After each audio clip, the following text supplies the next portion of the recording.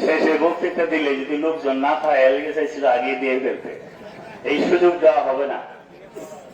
আর সবচেয়ে বড় জিনিস যে খাবার টেবিল সামনে রেখা, আক্তার ভাইয়ের মৃত্যুবার্ষিকী উসিলায় আমরা কথা বলছি, কিন্তু খাবার টেবিল যখন সামনে থাকে এই সময় কিন্তু কথা বেশি চলে না। জীবনে টেবিল সামনে রেখে অনেক সংসারও ভাঙে গেছে, খাবার দিছে দেরি হয়েছে দেখা।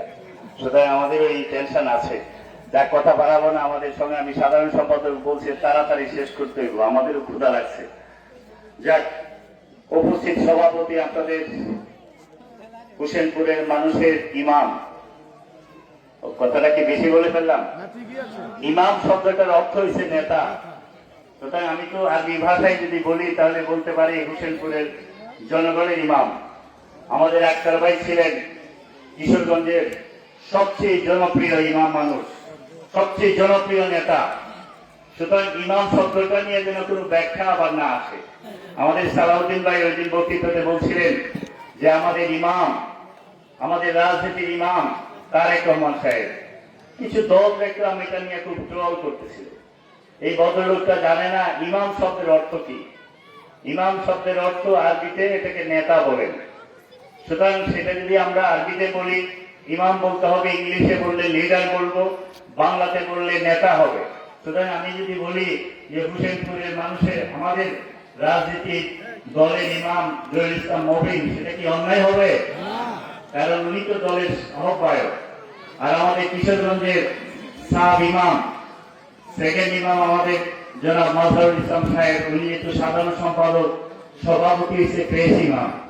আর আমার নেতা বাম পাশে বসে আছেন আমার জামান ভাই, যাদের হাত ধরে আমাদের রাজনীতি করা, যিনারা আমাদের মতো নেতার জন্ম দিয়েছেন। এই আমিরুজ্জামান জামান ভাইয়ের সাথে আমি প্রথম চিনেছি আক্তারুজ্জামান সাহেবকে। আমি আগে চিনতাম না, খালি শুনতাম যে আক্তার ভাই একজন বড় মাপের নেতা, কুমদি বাড়ি হোসেনপুরে। এই সময় ঠিক করে বাড়ি ছিল কিনা জানি না।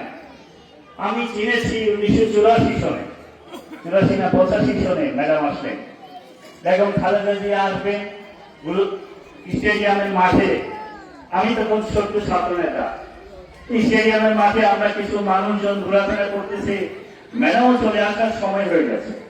ভাবছিলাম এই মাঠে মানুষ নাই, বাংলাদেশের একজন এত বড় মানুষ আসবেন, গণতন্ত্রের স্লোগান দেবেন, স্বৈরাচারের শাহের মতো একজন সোজা শাসকের বিরুদ্ধে আন্দোলন করতেছেন, উনি আসবেন। মাঠে যদি মানুষ না থাকে তাহলে এটা কি জবাব দেবে? আমাদের নেতৃত্ব খুব টেনশনে ছিলেন।